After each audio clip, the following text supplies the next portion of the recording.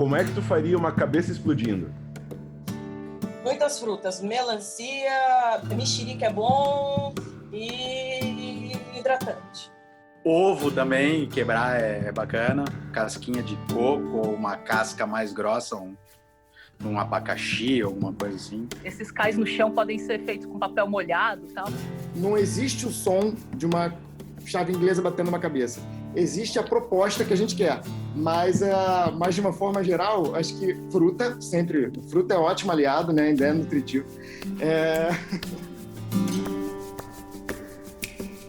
Eu tinha pedido, não sei se vocês conseguiram fazer isso, para cada um trazer um objeto que achasse diferente, inusitado, divertido. Eu achei que era um jeito legal de começar o papo, assim, sabe? A gente pode falar sobre isso. Assim. A única coisa que eu trouxe é porque eu também estava na corre lá no estúdio, eu trouxe meus rangedores, peraí.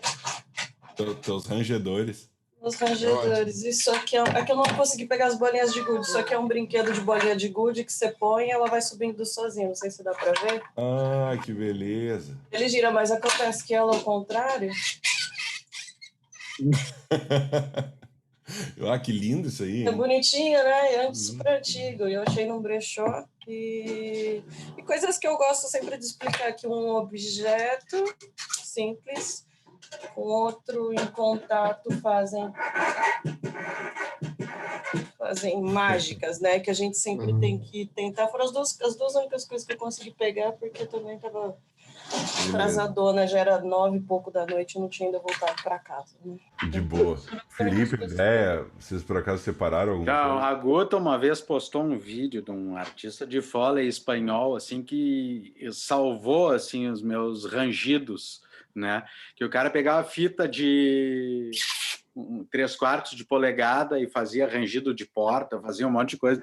Então é muito legal, tu bota numa caixa, né? Faz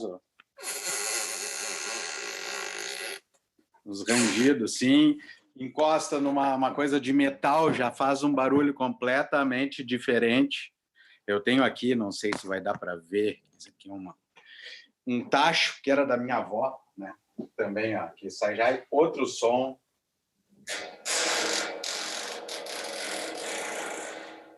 Ótimo. Eu peguei isso daqui quando a avó se foi, eu quero aquilo que ela chamava de sol, né? Batia. Ah, que lindo isso aí. E daí eu consegui botar aqui em casa, eu adoro. A gente já começou conversando, o papo vai embora. Então, Era essa a ideia. Isso aí. Apresenta aí. Brasil. Que está assistindo a gente no YouTube, no Instagram, onde for. Eu sou o Ricardo Kutz, tenho que Ferraz, meu colega. Nós somos da 3PS, Ação dos Profissionais de Pós-Produção de Som. E a gente está fazendo esse primeiro vídeo, que a gente pretende que seja o primeiro de muitos, com 4 artistas de foley do nosso mercado audiovisual.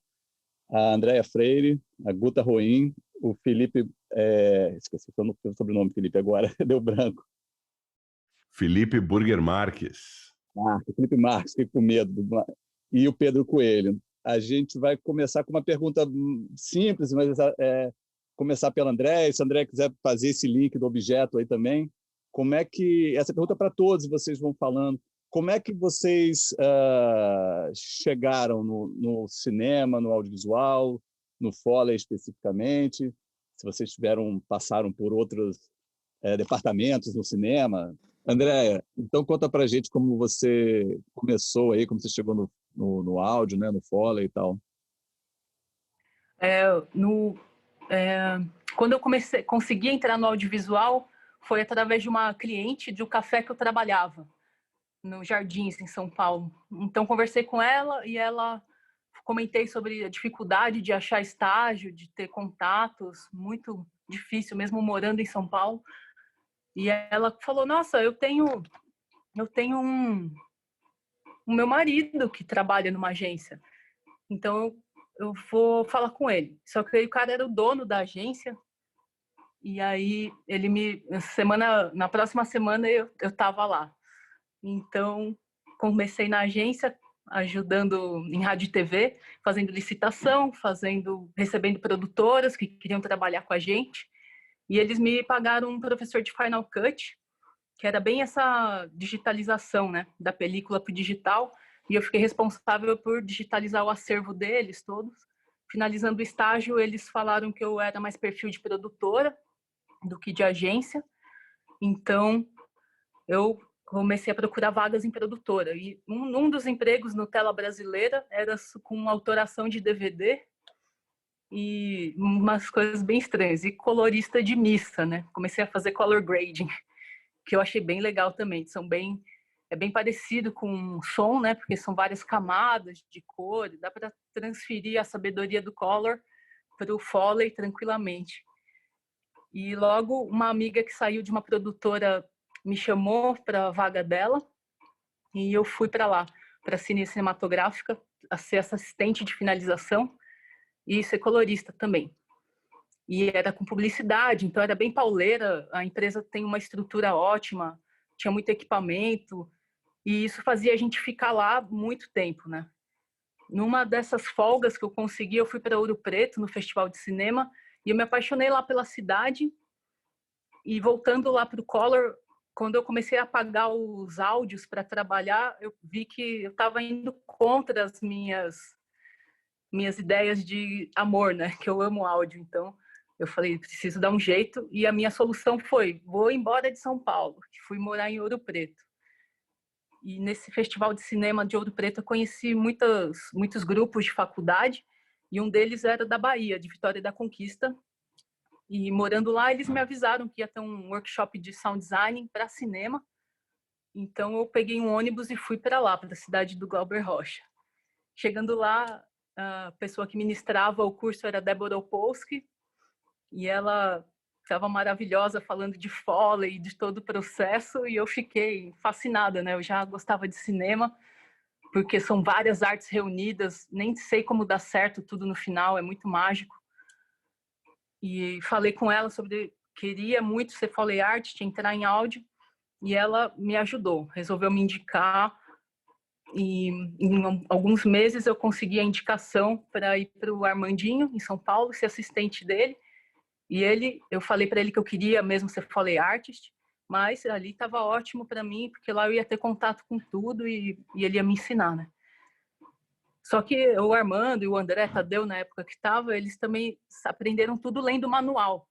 Então, eles não ficavam me ensinando, eles lê aí os manual ou fica acompanhando. Então, e passou um ano, mais ou menos, o Armando acho que comentou com o Laroca, e o Laroca estava precisando de artista de Foley, então ele me fez essa ligação, me convidando para ir para Curitiba. E eu, nossa, falei, Armando, e agora? Ele faz o que você quiser, que você está bem-vinda onde você quiser ficar. Mas eu acho Foley um setor muito legal, você vai gostar. E daí eu fui e fiquei 7 anos lá gravando nessa sala maravilhosa, cheia de objetos e densidades e vários tipos de trabalho, né? Peguei essa transição de longa-metragem para séries também. Não que já tinham feito séries, né? Mas esse boom das séries, que vocês sabem, que tinha que ser mais dinâmico, e a gente com a cabeça de longa. E, nossa, foi no começo bem difícil, assim, de conseguir consolidar. Mas acho que sempre tem desafios na nossa área, assim, sempre está mudando, a gente nunca é igual. Nunca faço um som com o mesmo objeto, gosto de esquecer como eu fiz para sempre ter novas ideias, assim. Acho que era isso. Beleza, quer mostrar o papel? Tá com o papel aí ou não? O papel, gente, nem sei como que eles fazem lá, mas como no começo é muito difícil gravar coisas líquidas, né? Que é papel, água, roupa, eles se mexem tão curvos que a gente não sabe no começo como fazer. E o ideal do papel é ele nunca estar amassado e ele ser sempre muito maior do que o que está na tela.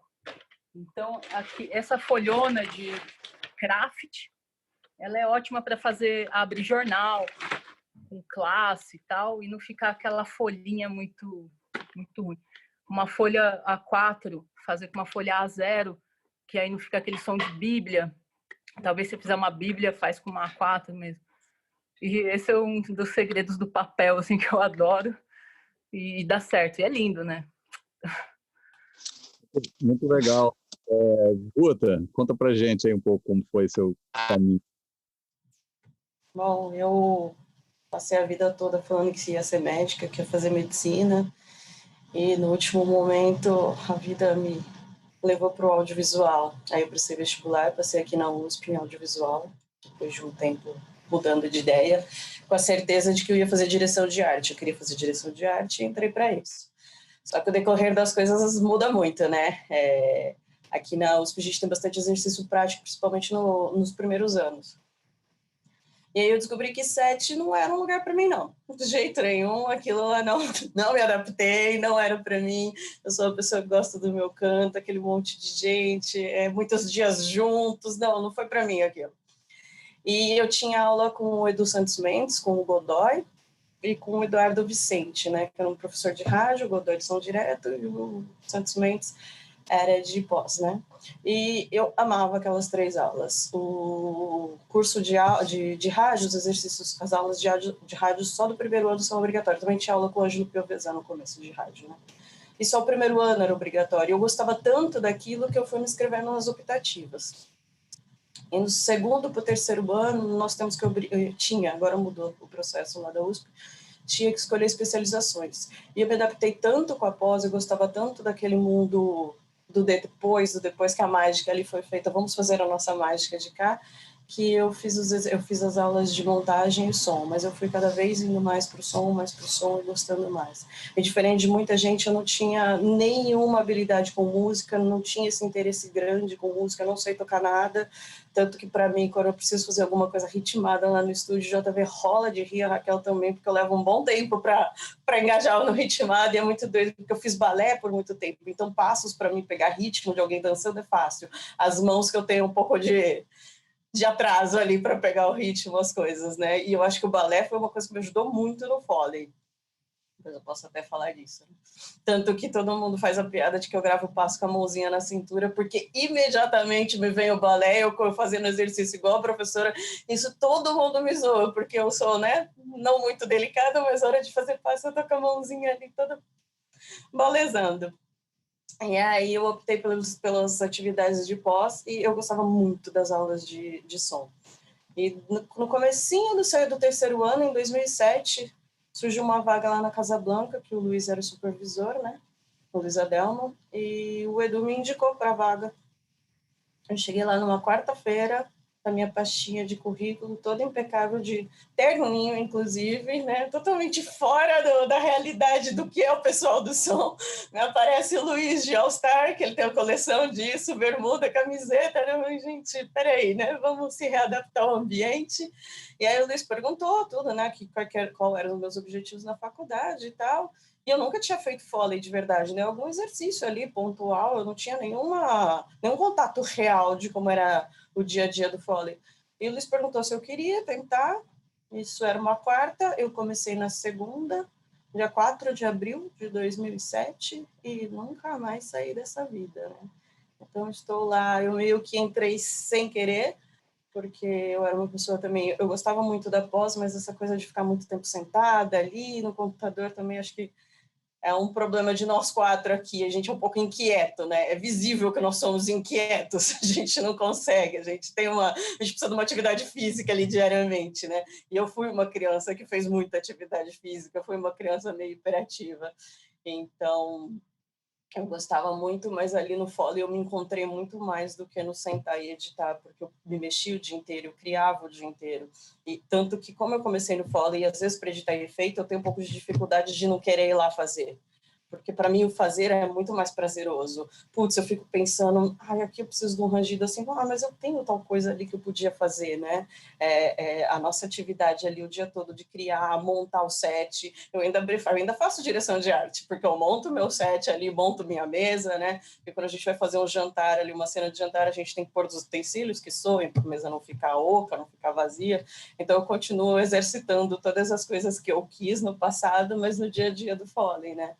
Então, e a gente estava toda nessa discussão aqui de aparecer, de dar entrevista, que para a gente também é um pouco confuso, porque a gente está ali sempre no nosso cantinho, guardado, que quase ninguém vê, aquele, né, o monstro do estúdio que está ali no escuro e gravando. Então, para mim, é muito confortável aquele ambiente. Eu estou ali criando, eu estou ali atuando, eu estou fazendo direção de arte, eu estou fazendo tudo, mas no meu cantinho escondido, só com quem é o técnico e, às vezes, uma visitinha e o supervisor, né?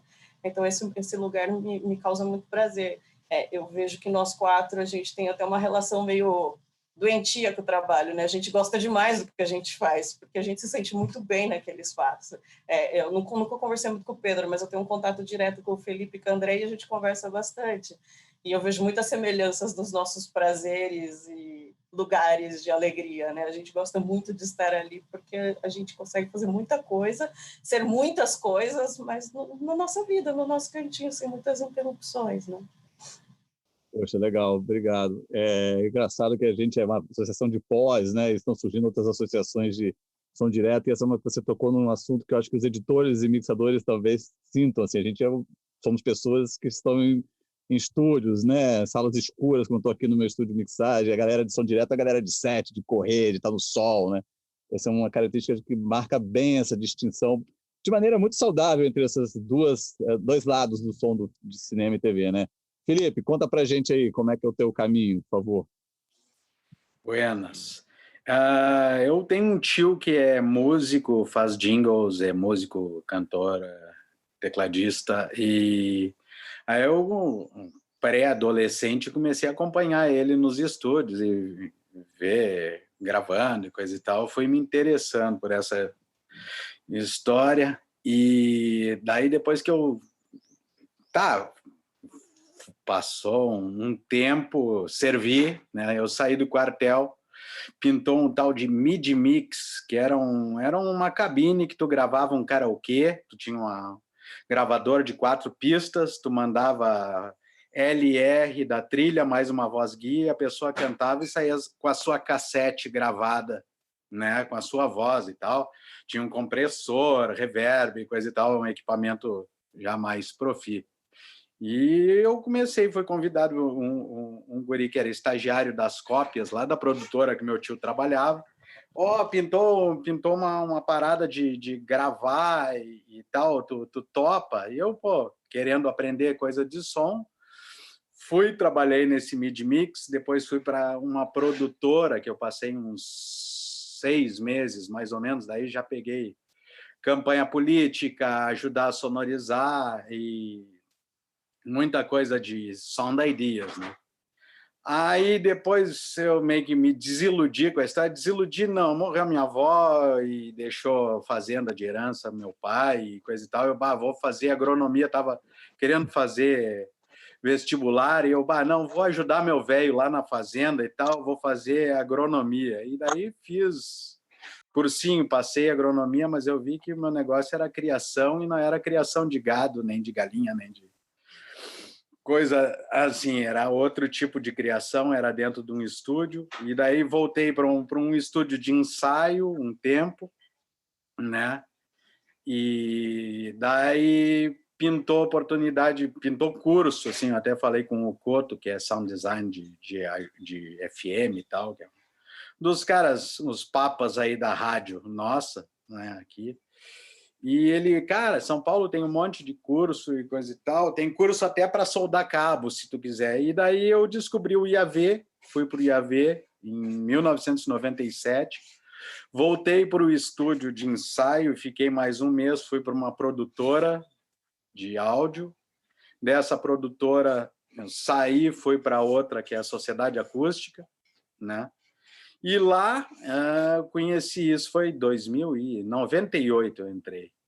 Aí lá eu conheci o Kiko, né? Kikão, que ano foi que tu tava lá? Foi 2000. 2000 eu conheci o Kiko e tal. E continuei na produtora, o Kiko foi para Los Angeles, né?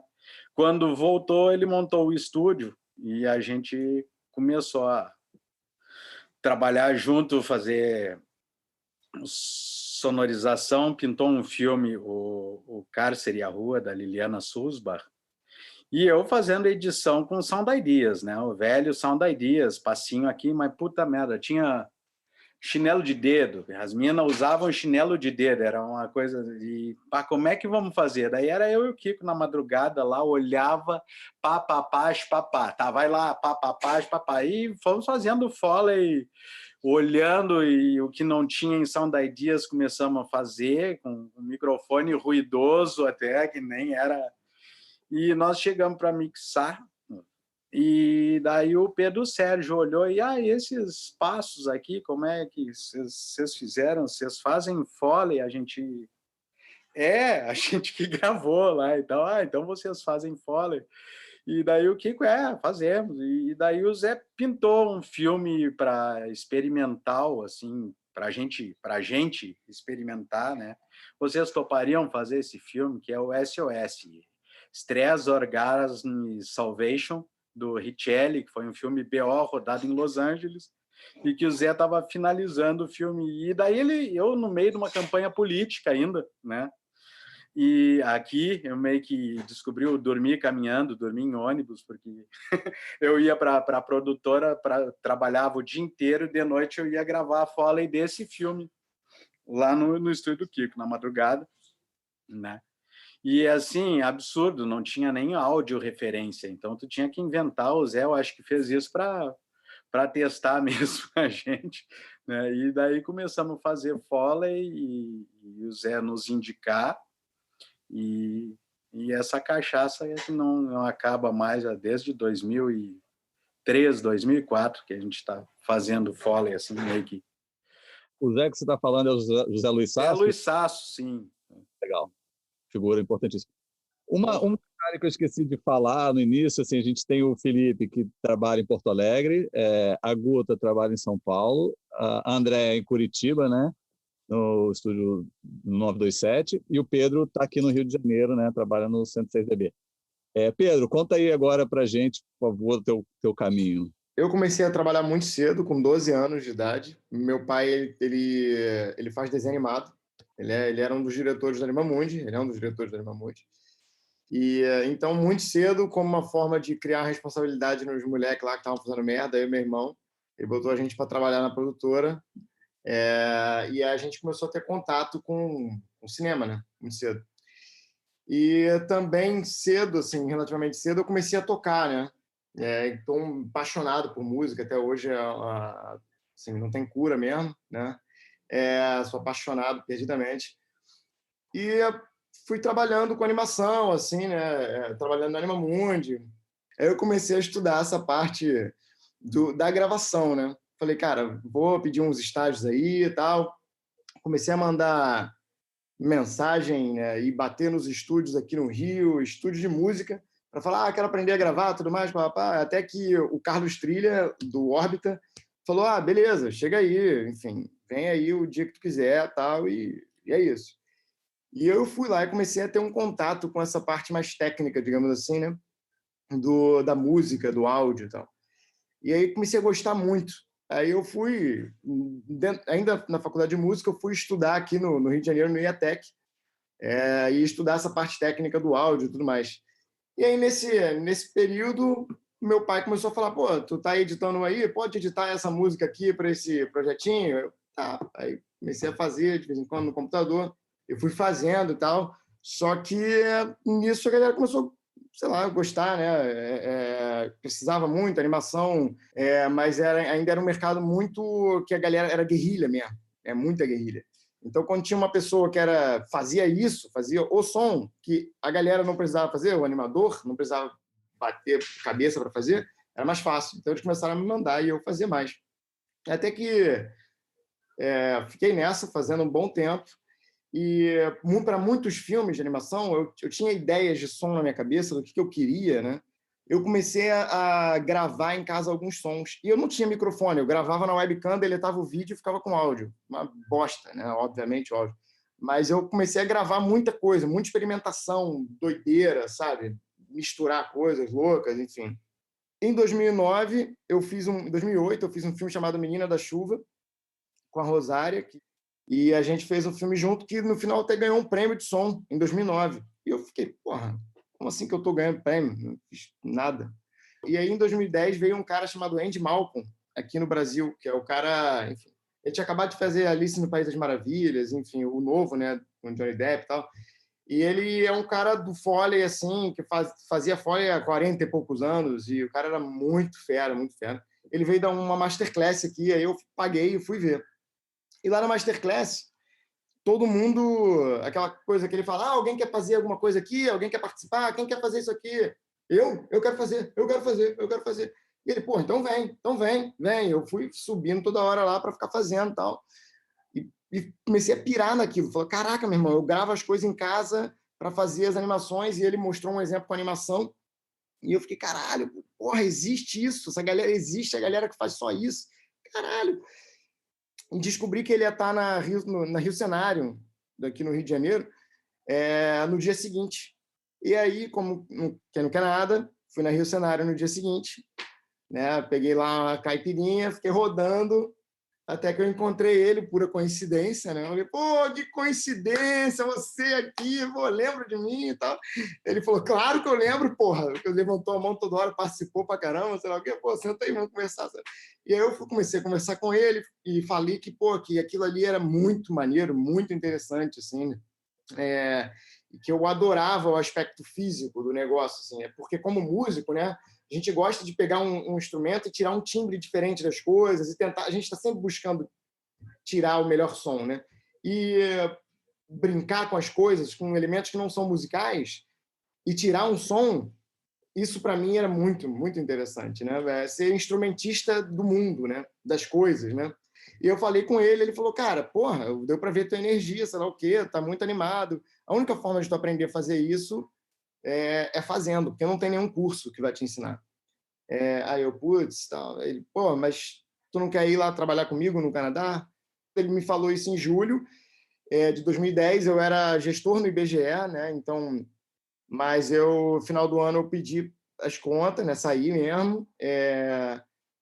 E no início de 2011 eu fui para lá, para o Canadá. E aí a gente, porra, né? Cheguei naquele mundo, naquela casa gigante, um subsolo enorme, com galerias e galerias de armadura diferente. E lá os caras têm bazuca, sabe? Os caras têm todo um porrada, um monte de coisa, esse monte de arco e flecha, eu fiquei pirando. Ele tem um capacete original de um cosmonauta russo da Guerra Fria. É original, ele tem. Eu comecei a pirar naquela porra toda, né? E, enfim, fiquei maluco lá vendo e tal. Aprendi o pouco que eu consegui aprender deles, que lá só tem fera demais, assim. Fiz alguns filmes aqui, quando eu voltei, fiz algumas coisas, eu tinha feito algumas também antes, né, de animação, principalmente. Comecei a dar aula no Senai, e eu estou até hoje. Chegou em 2014, eu estava trabalhando na Globo, aí a gente se encontrou na Proclés aqui no Rio, ele estava dando um workshop, né, sobre edição de diálogo e tudo mais. E aí, pô, eu fui lá, falei, achei aquilo ali, ele tava falando de EDL, eu também não fazia ideia do que era EDL e tal. Fui falar com o Kutz e entreguei o cartão do estúdio. Falei, pô, a gente faz Foley, sei lá o quê, acho que foi 2013, na verdade. E aí, depois de um tempo, a gente ficou conversando, né? A gente fez algumas coisas, mandou pro Kutz e tal, e a gente conversou e falou, cara, vamos fechar, fazer um estúdio e tal, sei lá o quê, papá. E aí, enfim, aí é onde a gente está até aí nessa briga aí até hoje, né, Kutz, na parceria.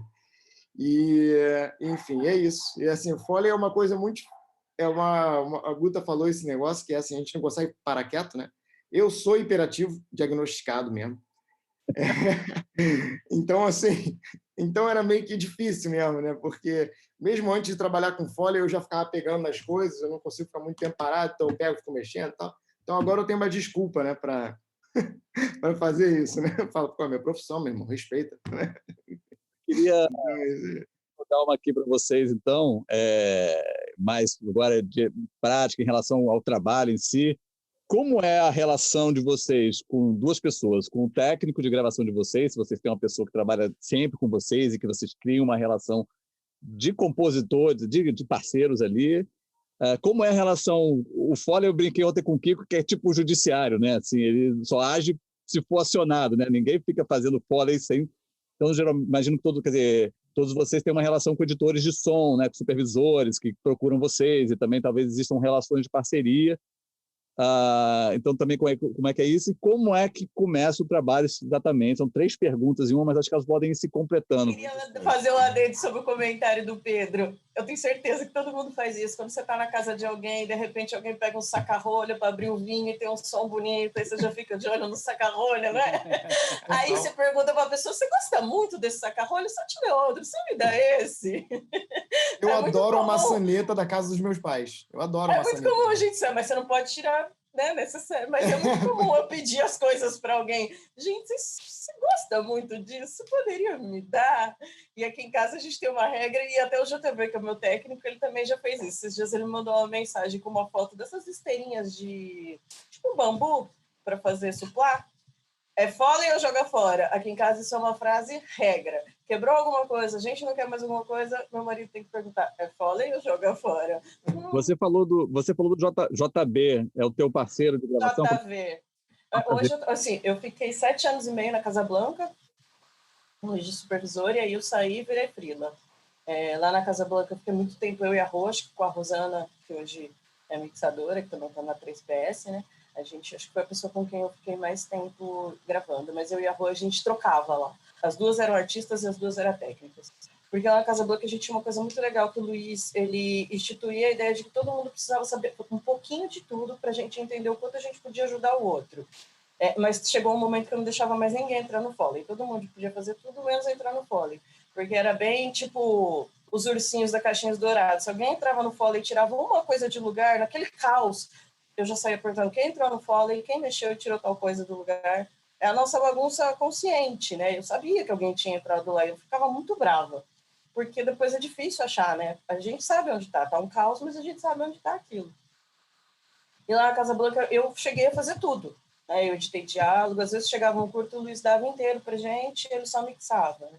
A Rô teve interesse na mixagem, eu não tive. Era uma coisa que eu continuava gostando de ficar ali quietinha, separada, então eu não fiz. Então lá a gente trocava. Dependendo do tipo de som que ia fazer, dependendo do dia também, se uma estava mais cansada, outra estava mais mal-humorada, a gente ia revezando. Né? Hoje eu trabalho com o JV e a Raquel. O JV também é mixador e a Raquel é editora e técnica. A gente reveza dependendo da quantidade de trabalho. Nesse momento da quarentena, eu estou só com o JV, porque só nós dois temos carros, para a Raquel não pegar o ônibus, tudo. Então, a Raquel está ficando mais protegida, né? Mais separadinha. Então, eu tive esses 2 momentos de diferença de rotina. E hoje eu trabalho bem mais tempo com o JV. Eu tenho muita dificuldade em trocar as pessoas, né? Eu acho que a gente é quase casar também. A gente precisa se dar bem, a gente precisa ter a mesma energia, o mesmo tipo de piada, porque também a gente tem que manter uma relação saudável, porque a gente às vezes passa 10 horas com o fone e o microfone, é a única troca, não tem outra pessoa. A gente passa muito tempo junto, né? É uma overdose de convivência. Então a gente tem que fazer um exercício diário de ter uma relação saudável, né? E com o JV e a Raquel, a gente entende muito bem, tem essa coisa de complementação, porque eu já ouvi muito a teoria de que as pessoas acham que o técnico é um apertador de botão, é REC, e o outro não. E para mim o técnico é uma pessoa que complementa o meu trabalho, é uma pessoa que precisa ficar me direcionando o tempo todo. Apesar de eu estar fazendo, eu preciso do mais grave, mais agudo, se eu sinto uma porcaria, eu me dirijo muito tempo, né? E eu sou até meio cruel comigo. Às vezes o JV gosta do take, eu falo, não, eu quero outro, porque eu sei que eu consigo fazer melhor, ou diferente, ou uma variação nova. Mas eu preciso muito desse retorno o tempo todo. Então, eu acho que é um processo criativo em conjunto, né? Eu não estou ali sendo um macaquinho de imitação e ele também não está sendo um apertador de botão. Do mesmo jeito que a pessoa que vai editar, para mim, é uma pessoa que também complementa, que ajuda na mentira, né? Porque eu falei a mentir, que está acontecendo aquele som daquela maneira, e o editor, para mim é toda uma junção de energias que as pessoas têm que pensar de maneira muito próxima para criar aquilo, mas ao mesmo tempo uma criatividade diferente para se complementar, né? Essa semana eu estou fazendo uma animação e a Ana Luísa é supervisora, e ela veio falar, não, eu tirei tal som, nanana. Eu falei, Ana, depois de 13 anos eu já criei um desapego enorme, tira quantos sons você quiser, vai sobrar 10%, mas tudo bem que a animação sobra muito mais. Mas a gente está acostumado, sabe? Toda vez que eu vou dar aula, eu conto a história do Jean Charles, que a gente fez o filme do Jean Charles, não lembro que ano foi, nessa época eu estava gravando com a Fer, e a gente também fazia troca, Fer. E aí a gente passou umas horas enterrando o Jean Charles. A gente saiu na produtora catando todas as pás de lixo na época da Casa Blanca, trouxemos de casa, compramos pazinha para ver qual ia ser a mais bonita entrando na terra. A gente comprou terra para fazer um volume muito maior. A gente escolheu a madeira que ia ser a terra caindo no caixão.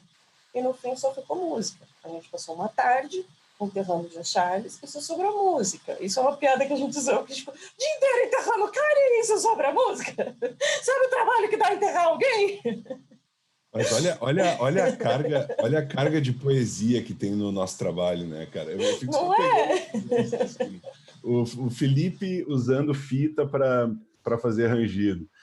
E tu enterrando o cara para isso virar música, né? Para mim enterrar, para o meu trabalho ser enterrado, né? Enfim, então eu não tenho muito mais esse apego, né? O que sobrou, ficou, o que o supervisor, porque assim, a gente tem que lembrar que isso não é um trabalho sozinho, não é porque eu achei que o meu som tá lindo que ele tem que ficar ali. Ele tem que funcionar para aquela história. E se ele cair, se ele não existir, tudo bem também, porque o produto final é o filme, não o meu trabalho. Um monte de outras pessoas também trabalharam, o diretor de arte, o fotógrafo, e o que fica ali na decisão conjunta de mixador e diretor, para mim tá tudo bem, né? Eu entreguei meu trabalho, estão satisfeitos, então para mim tá tudo bem. Então essa relação, para mim, é de conjunto de todo mundo. A gente tem sempre que lembrar que tem um próximo trabalhando nisso e que vai acrescentar ou tirar. E tá tudo bem também. Depois de uns anos ficou tudo bem eu tirar. No começo era bem frustrante. Agora, a gente tira, desapega. Eu acho que a Guta resolveu maravilhosamente bem essa função do Foley Mixer e com o editor, assim, nem tenho muito mais o que falar, que quanto mais tempo você passa com o seu Foley Mixer, você já nem se fala mais, já tá tudo... Não tem mais que trocar ideia. E a gente, no começo, briga, resolve lá mesmo, e vai dando tudo certo, né? Mas uma coisa que eu lembrei que eu não sei se vai acontecer com vocês, dessas curiosidades, a gente passa o dia inteiro lá descobrindo o espaço do som, o que vai, que timbre, que densidade, e chega em casa, eu não faço um barulho, eu pego os pratos maior delicado, eu faço tudo para não ter som. E meu amigo Foley Mixer também falou, cara, eu ponho a chave na porta, seguro o molho, viro a chave, abro a maçaneta, pronto, para não fazer barulho. A gente é meio louco, né?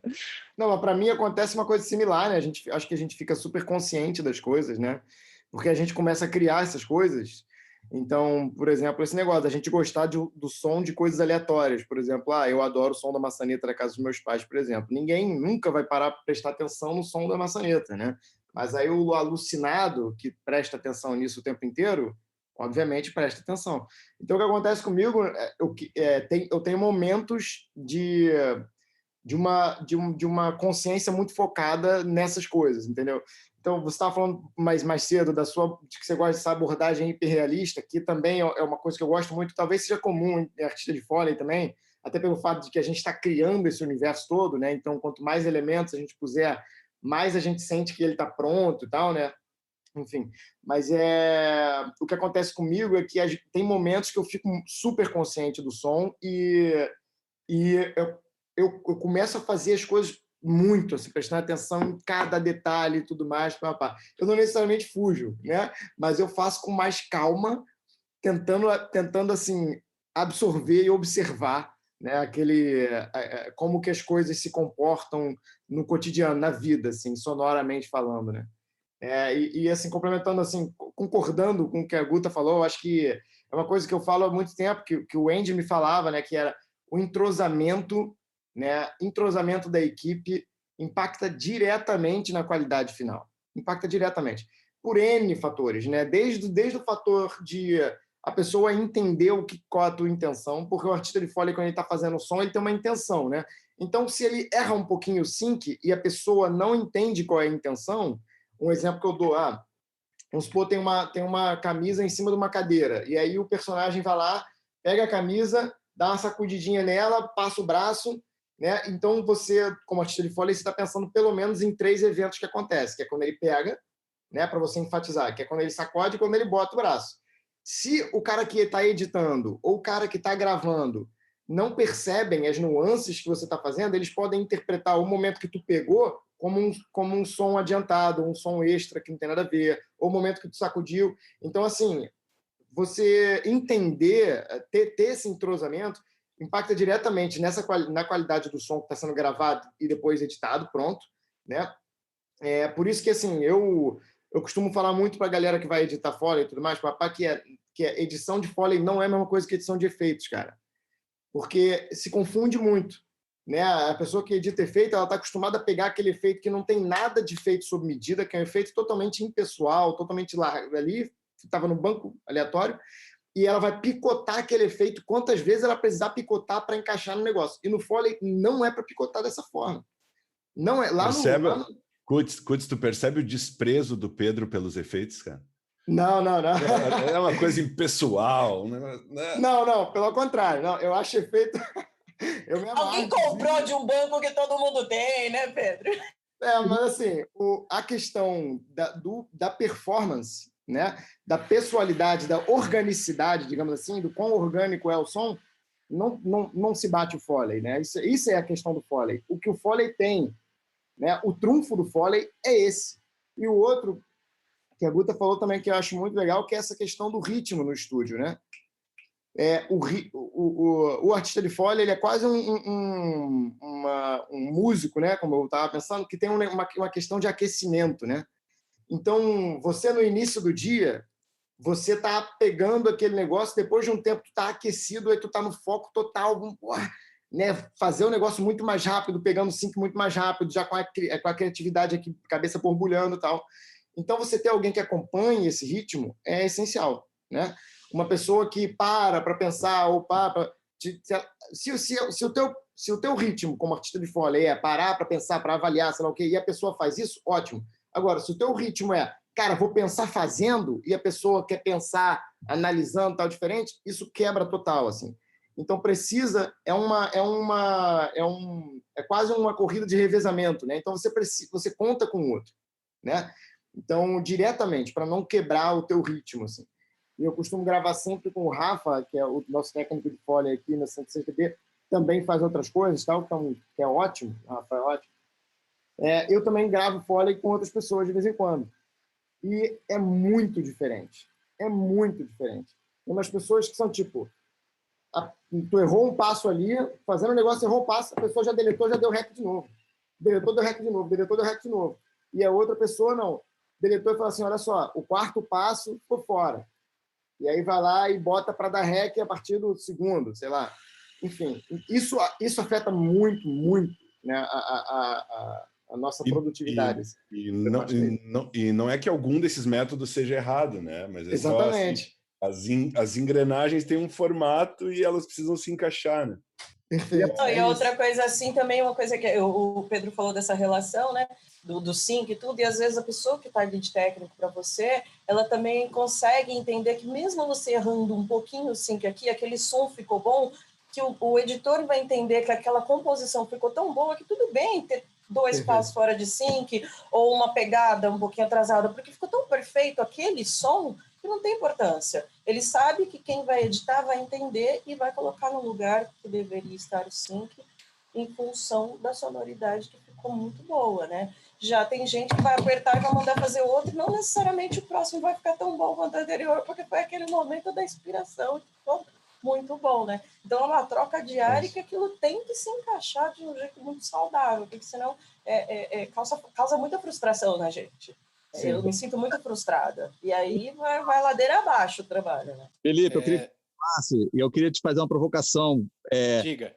Um podcast outro dia, onde os caras do Skywalker Ranch definiam que Foley é uma arte da performance, né? Eu vou fazer o link, o Pedro falou da edição de efeitos, das livrarias, o entrevistador perguntava sobre essas livrarias de som de Foley, ou até a ideia de tocar Foley num sampler, né? Então, que é uma técnica também, mas eu vendo o Pedro falar, a Gota, eu estou vendo que está aí, eu queria que você falasse disso, assim, né? Eu tendo a acreditar também, e a gente aqui, o nosso vídeo deve falar para muita gente, uma coisa talvez educacional também, do Foley ser essa arte da performance, né? Quer dizer, é muito diferente, por mais que se toque num teclado e possa ter uma dinâmica, de um artista performando com um parceiro ali de gravação.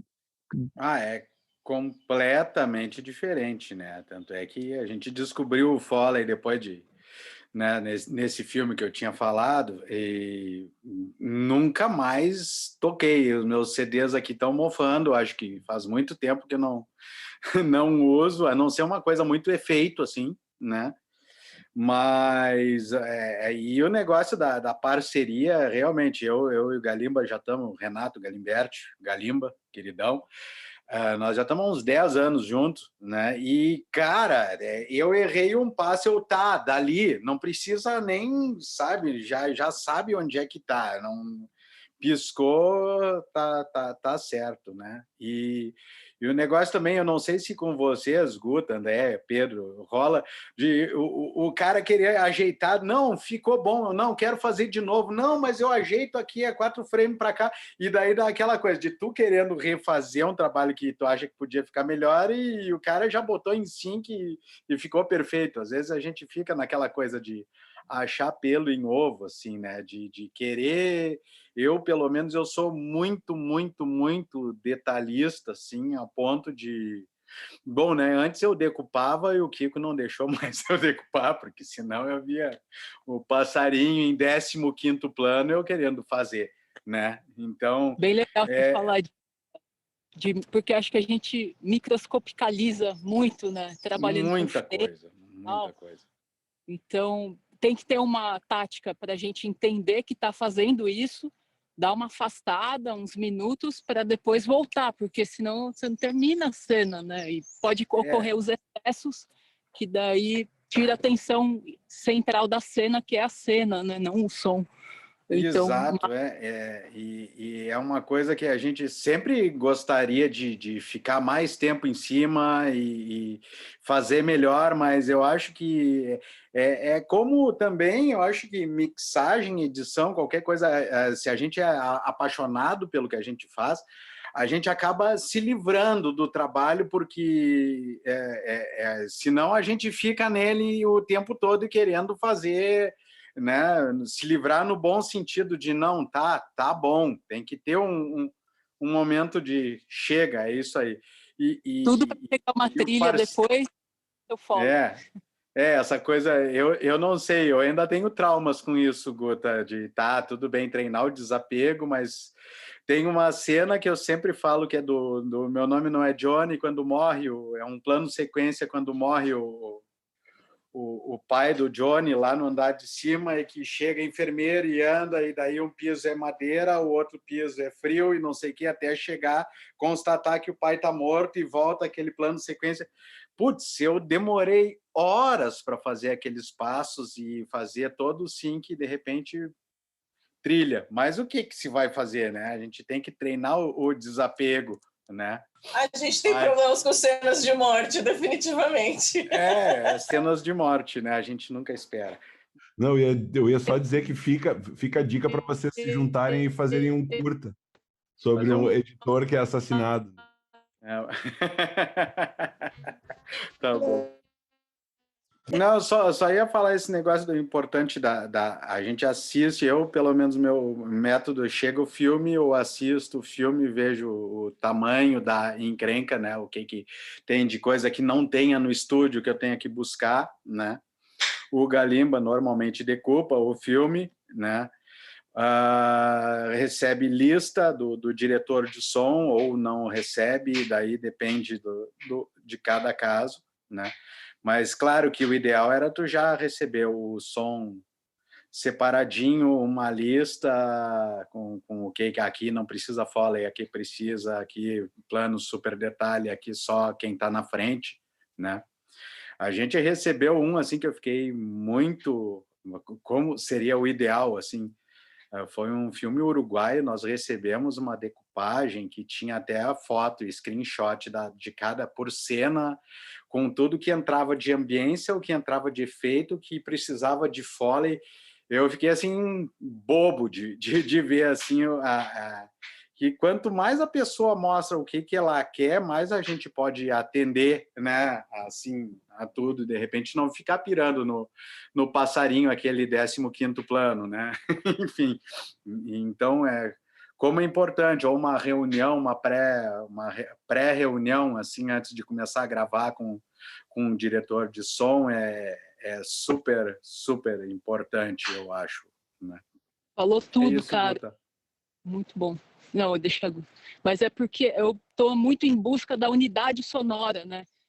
E eu vejo isso nos filmes gringos, assim, que, putz, está tudo tão redondo, tão lindo, pensado, as passagens e tal, e tem estilos, e às vezes não consigo fazer isso em alguma coisa, e queria, né?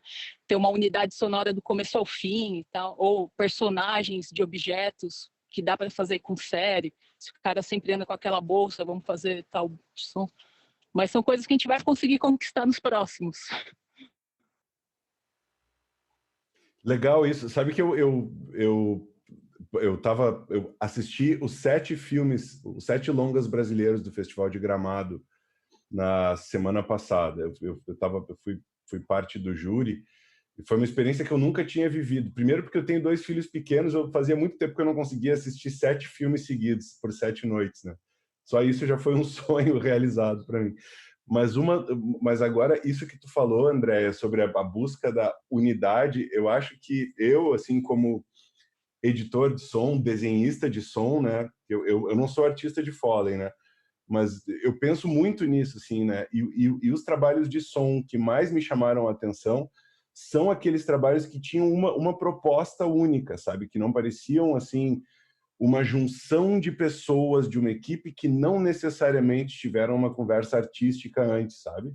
Os filmes que mais me chamaram, que me tocaram em termos de som, são aqueles que, mesmo com alguma imperfeição, parecia que estava todo mundo trabalhando para contar essa história sonora de um jeito, e não de vários ao mesmo tempo. Então, acho que isso é uma busca nossa, assim, né? Acho que a gente, até fazendo uma provocação, acho que isso é uma coisa legal, que eu acho que teve um momento, quando a gente começou a fazer, isso talvez tenha acontecido com todo mundo, em que tu fica em dúvida se tu consegue fazer. Será que eu consigo fazer o som disso aqui? Porra, é um barco sendo arrastado para dentro d'água, é um barco, eu estou dentro de um estúdio de 5 metros quadrados. Será que eu consigo? Eu acho que a gente passou dessa fase. Eu acho que a gente consegue. Às vezes junta com efeito, junta com pink noise, de algum jeito a gente consegue. Eu queria fazer essa provocação. Agora que a gente sabe que a gente consegue fazer os sons, será que não é o momento de pensar quais sons deveriam estar e quais sons não deveriam estar? Porque quando a gente consegue, a gente entra nessa luxúria, né? Eu posso tudo, agora eu vou fazer tudo, né? Mas e será que isso está a favor do filme ou contra o filme, né? Seria um passo seguinte ao saber fazer, né? O que vocês acham? Sim, eu penso que é uma coisa que eu já falei muitas vezes, que eu acho que é impossível você separar o Foley do desenho de som. Todo artista de Foley tem dentro de si um cara que pensa no desenho de som. É impossível, porque quando a gente tem uma opção assim, de centenas, às vezes milhares de calçados para escolher, e a gente escolhe um específico, né? Milhares, acho que não sei se alguém aqui tem, mas o Andy tinha 10 mil, entendeu? É um negócio absurdo. Mas assim, é absurdo. Mas assim, mesmo que a gente tenha 20, se a gente vai escolher um, esse um tem um propósito, né? Então a gente não consegue fingir que a gente não está fazendo desenho de som, entre aspas. Então, quando a gente tem uma proposta mais clara, né, mais definida, é muito melhor, né? Porque a gente não fica escolhendo no improviso, entre aspas. Porque a gente está sempre fazendo essas escolhas. Qual copo que eu vou usar para fazer ele botando o copo na mesa? Porque, às vezes, o copo igual ao copo do set não vai ficar um som que a gente acha interessante. Às vezes é um personagem... Às vezes são 2 personagens bebendo no mesmo copo, só que o copo de um a gente vai usar um copo para soar mais imponente, pesado, e o copo do outro um outro copo. Então, assim, a gente ter essa direção clara ajuda muito também a gente tomar as decisões mais assertivas, né? É uma pergunta técnica. Em relação a microfone, a pré, se vocês têm vocês pessoalmente têm escolhas específicas, gostam de usar shotgun, microfone de diafragma largo, se vocês se é feita escolhas baseadas no processo ali na hora, vamos trocar, vamos usar esse microfone, se a questão do pré é importante, se tem algum pré específico, assim, esse segredinho técnico, acho que é legal falar, é sempre uma curiosidade de todo mundo, como é que grava, como é que tira som, né? Eu uso Sennheiser ou 416 ou MKH60, né? E, claro, quando tem alguma coisa mais explosiva, alguma coisa que precise de um gravão, assim, de uma captação mais de sala, às vezes eu até abro a porta do corredor para dar mais um reverber natural, assim. Mas, basicamente é o shotgun, né? Mas eu uso, às vezes, diafragma largo quando tem alguma coisa mais... que seria mais até efeito do que Foley, eu uso diafragma largo, mas basicamente é o velho e bom 416 shotgun e tal. Até o pessoal tem um grupo de artistas, Foley Artists Latinoamérica e tal, que teve umas palestras e coisa, e o cara falou que estava usava diafragma largo para essas performances mais efeito, assim, né? O pré que eu uso é o ISA 1, não ISA 4, né? É um ISA Focusrite. Eu acho que tem que ser silencioso, né? Quando vai gravar roupa, tem que soar roupa e não roupa mais chiado. Então não tem como, né? Roupinha, às vezes, né? O sonzinho ali, aquelas... É isso. Não sei vocês aí. Eu vou pegar a cola do pré, daqui a pouco eu mando um WhatsApp pro JV para perguntar, porque lá no estúdio tem... Como lá já foi um estúdio de música, eles têm 3 prés que são bem legais. De microfone a gente usa às vezes o 406. Eu tenho um Neumann KMR81. E eu e o Felipe, a gente se conheceu pessoalmente quando a Diana veio aqui pro Brasil, né, Fê? E o Kiko, a gente até uma foto que a gente tirou todo mundo junto, que a gente fica brincando, parecia que a gente estava na fila de algum show superstar, porque a gente estava mó animado. Mas era, né? Mas era. Pra gente era, né? Você lembra aqui que a gente estava... A Jenna, ela é uma artista de Foley do Skywalker, ela trabalha lá há mais de 20 anos, né? E no ano seguinte, ela veio em 2013, acho. No ano seguinte eu tive a oportunidade de visitá-la e conheci o Skywalker, fiz um passeio com ela. E aí ela perguntou lá dentro, porque assim, ela me passou todos os nomes de microfones que eles usavam. Eles tinham o 416, esse da Neumann e o 414 da KG, né? E como eu estava lá e o dólar não estava essa fortuna, eu acabei comprando o Neumann para mim, arrependimento profundo de não ter comprado mais, porque a gente não sabia que o dólar ia virar essa bomba atômica. A gente usa que eu não lembro o nome, porque era do JV, tá vendo? A gente, antes de falar, acaba não se apegando muito ao técnico e a gente acaba fazendo... A gente pega... Eu costumo gravar roupa com o outro, que eu vou mandar um WhatsApp para o JV, tudo, e daqui a pouco eu volto. Mas em alguns momentos a gente também faz muita experimentação. A gente pega mais microfone, porque aqui é um ambiente muito diferente, um passo muito diferente, um movimento muito diferente. Às vezes a gente acaba colocando 3 para testar qual que a gente acha mais interessante, ou se a somatória dos 3 pode ser legal, né? Então a gente acaba fazendo bastante experimentação, porque eu vejo que no nosso dia a dia de pós de som não é matemática, né? O que funciona para uma coisa não necessariamente vai funcionar para outra. E quando você puxou a pergunta sobre os samples e tudo, a gente não acredita que isso funcione real porque é muito pessoal, é muito particular. A gente faz o som daquele filme para aquele filme. Ele não vai voltar. O passo é daquela personagem, aquele toque é daquela, né? Eu posso achar um banco de som com milhares de toques, mas isso é um toque, isso é um toque, isso é um toque, né? E eles podem ser seguidos de outras movimentações que, na hora que eu for procurar de um banco, vira um Frankenstein. E, ao mesmo tempo, esse microfone, eu tô com um 416 aqui, que era o que tinha fácil aqui em casa, né? Não tô com um de locução do Kiko. Ele não vai, talvez, funcionar para o próximo filme na hora que eu fizer esse contato, porque talvez seja no espaço, e onde cápsula larga fique mais legal esse contato no espaço, apesar de a gente fazer no espaço. Então, eu acabo não me apegando. Passo, eu costumo gravar com Neumann. A gente fez bastante teste com diferenças, passos normais, internos ou externos, a gente acaba seguindo o Neumann. O que a gente muda bastante é que a gente tem algumas tapadeiras para fazer, né, mais fechado, mais aberto, isso a gente acaba trabalhando bastante. Então, pelas condições financeiras reais, porque o equipamento aqui é muito caro para a gente. Eu gostaria de ter milhares de microfones disponíveis para fazer muito mais teste, mas não tenho. Então, a gente acaba fazendo um milagre com o que a gente tem. E quando tem alguma dúvida, vamos experimentar. Dá o próximo aqui, dá todos. Quantos a gente tem? Eu quero fazer um teste que a gente está... O do JV quebrou, com um microfone de contato para fazer algumas coisas para essa animação que eu estou fazendo. Eu nunca usei microfone de contato no Foley, mas me deram uma dica, eu faço questão agora de tentar. Mas talvez fique uma porcaria ou não, né? Então, eu acho que a gente acaba se apegando às questões técnicas no sentido de quanto melhor o pré, melhora nosso resultado, porque o sinal ruído deixa a gente muito mais livre. Já recebi várias mensagens de eu estou gravando Foley, mas eu tenho muito ruído do mundo, se eu subo o pré, fica aquele chiadão. Realmente, quanto melhor o pré, mais limpo vai ser o que você quiser e mais liberdade de ter dinâmica sonora você vai ter. Isso é fato. Quanto mais melhor o microfone, ele vai ser mais caro, necessariamente, não tem como, né? E talvez você consiga mais resultado, mas não necessariamente aquele microfone que é uma fortuna vai funcionar para o Foley.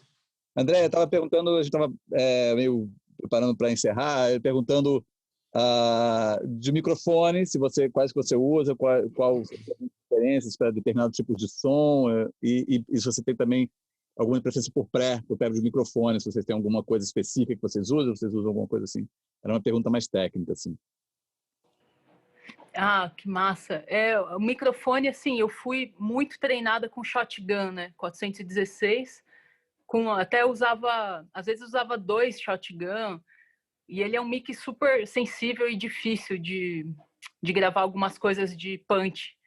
Às vezes usava com uma cápsula larga, assim, mas não era esse da Neumann, que eu quero muito ter um dia, que eu acho que deve pegar umas informações boas, né? Mas esse shotgun é o que eu gravei mais, ele é bom para roupa, né?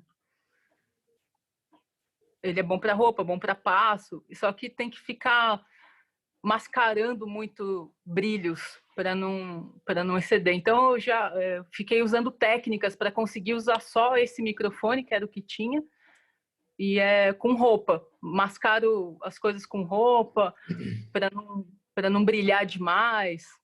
Eu tenho uma tendência de ir mais para o grave, mas percebo que nas séries não é necessário, né, tanto grave. E acho que de pré... Não, a gente está com simples, assim, aqui em casa tem Fast Track, dessas antigas, mas eu estou construindo um estúdio aqui no mato e vou tentar ter uns equipas bons, né, como eu fiquei lá no Armando um tempão e ele é fascinado por equipamento, tudo que ele consegue investir, ele compra. E minha ideia queria estar ao nível Armandinho, assim, né? E essa fase que eu tô, não sei como é que conversando com vocês, vai poder ser bom, porque a minha ideia eu quero ser contratado para fazer um projeto por vez. Eu quero me dedicar a um projeto para conseguir chegar na unidade sonora que eu tanto sonho. Porque eu não quero ser rica mesmo, para mim, e poder fazer aqui em casa, né? Mas será que eu vou conseguir um projeto por vez? Me dedicar e realmente ter toda a atenção que eu posso dar para o editor, para o mixador, até finalizar esse projeto. Eles vão saber para quem reclamar e tudo. Mas eu não tô... Antes eu estava achando difícil eles toparem. Mas agora, com a pandemia, veio fortalecer essa ideia de estúdio em casa e tal. Então, espero que consiga, né? Não sei se é uma ideia absurda, mas é uma coisa que eu penso há 10 anos e agora eu estou realizando. Comprei a chácara, a gente é produtor orgânico, e o estúdio está sendo construído. Vamos ver o que acontece. Era isso, desculpa. Imagina, é uma chácara nos arredores de Curitiba, é isso? Em Morretes, 50 em quilômetros. Morretes. E aí vocês são produtores orgânicos e tu tá construindo um estúdio de Foley aí. Né? Isso, estou construindo aqui, vai ser de steel frame e tal, para ficar bem resistente. Mas eu queria ia ser um projeto grande de um Foley Farm, né? Era um sonho que eu tenho que eu queria que mais pessoas do som tivessem, e esperei um tempo para a gente comprar uma terra junto, grande, e fazer vários estúdios, mas ninguém quis, daí eu resolvi fazer.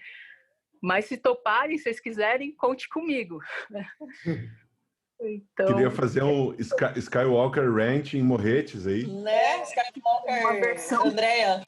Nossa, o Kiko, vocês lembram naquela palestra da Dia, na hora que ela foi imitar o Harrison Ford, que surreal, que ela levantou, ela fez tanto filme dele, lembra? Não sei se vocês lembram disso, que ela começou a andar igual eles faz. Gente, é ele andando, que assustador, né? Ela foi o cara tantas vezes que ela internaliza.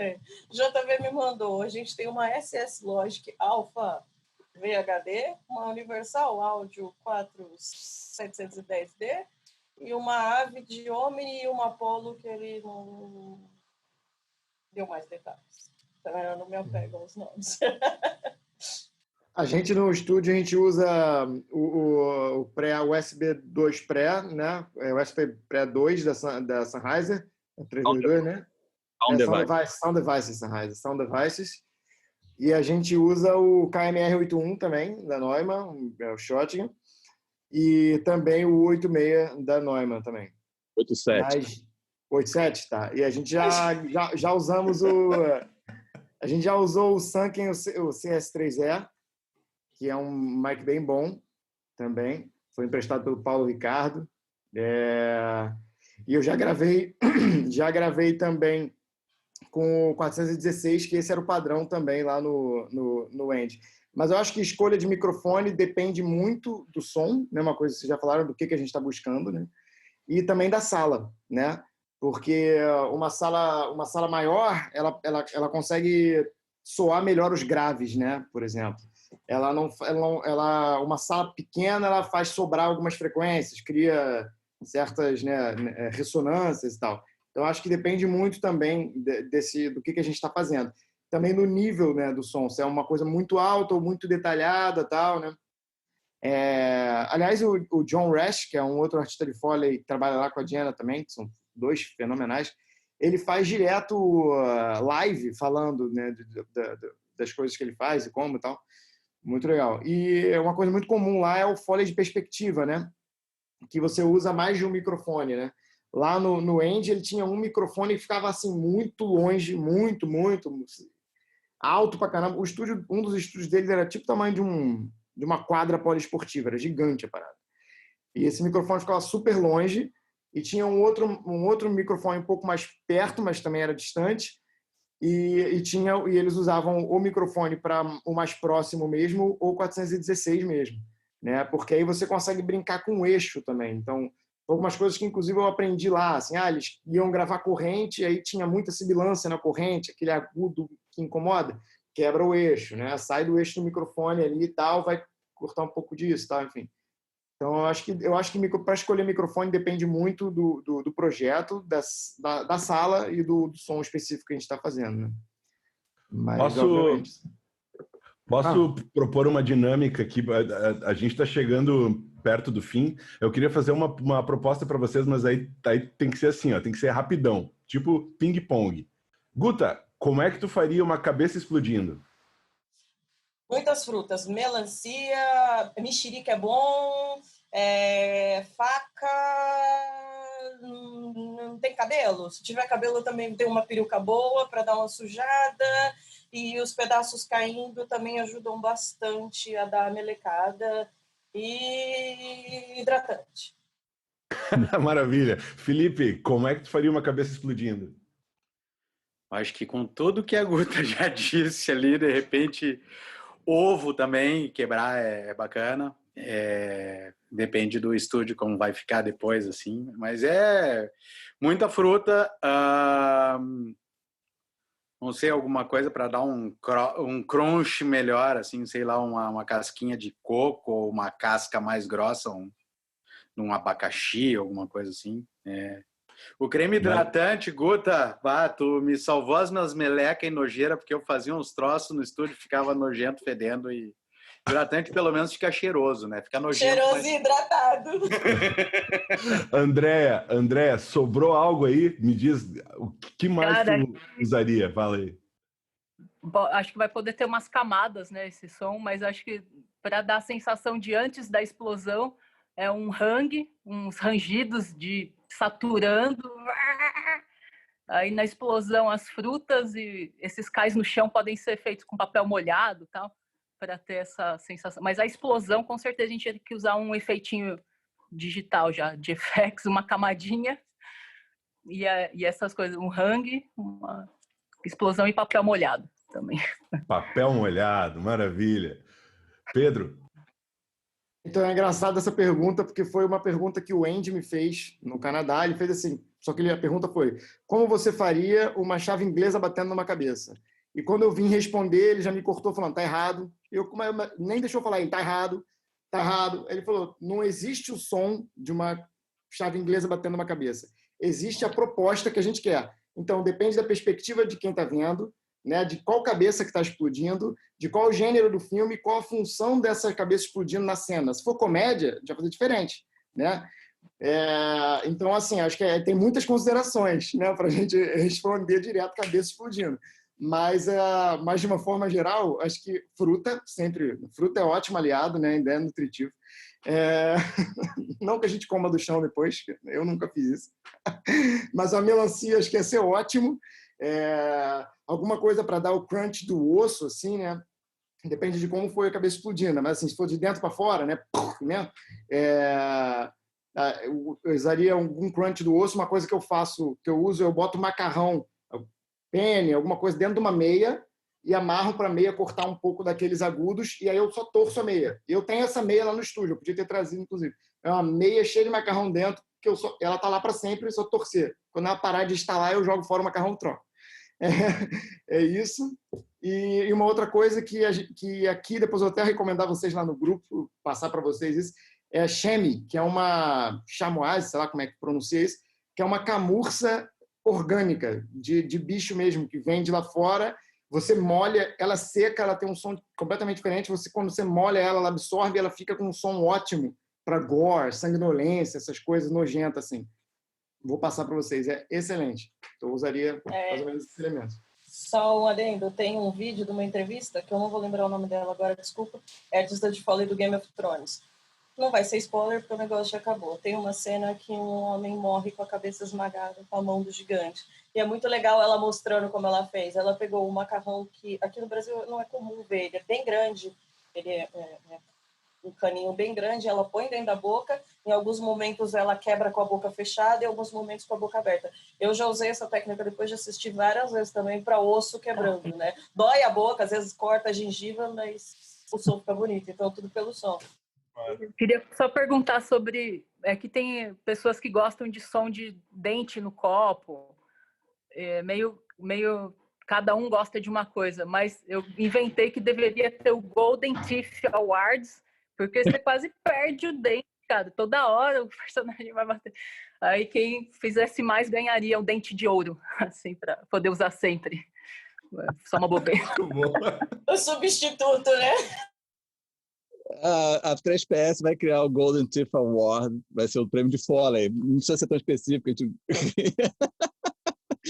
Gente, eu queria agradecer a todos vocês, foi um prazer. Esse é o primeiro vídeo que a gente está fazendo, primeira entrevista. Espero que, como eu falei, primeiro de muitos, com supervisores, outros artistas de Foley, editores de som. Muito obrigado a vocês, foi realmente muito emocionante, um prazer, muito bom ouvir essas histórias todas e a gente se vê logo mais. Agradecer a todo mundo também aí, valeu Kutz, Kiko, lembrarem da gente aí, pô, legal conhecer Pedro, Andréa. Então, obrigada galera também, estou muito feliz de vocês terem chamado, assim, é difícil eu falar, qualquer um de nós falar, né, por aí, então valeu por essa chance, estou amando estar na associação e quero ajudar também, vida que segue, obrigada. Isso aí, gente. Pô, prazerzaço também conhecer todo mundo e poder trocar ideia aí. Pô, legal que agora vai ter o grupo lá do WhatsApp também para a gente, né, desabafar, às vezes, fazer a terapia de grupo. Queria agradecer, fico muito feliz de ter essa conversa com nós quatro.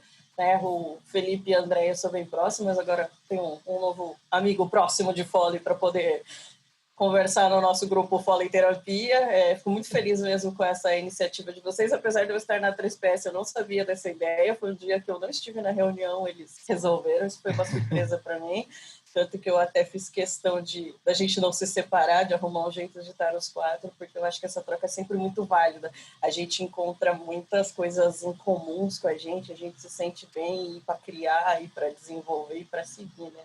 Então, fico muito feliz dessa ideia, e também divulgar o nosso trabalho para os curiosos e para os que ainda não conheciam, ver o quanto a gente pode completar na narrativa do filme. Obrigada, gente.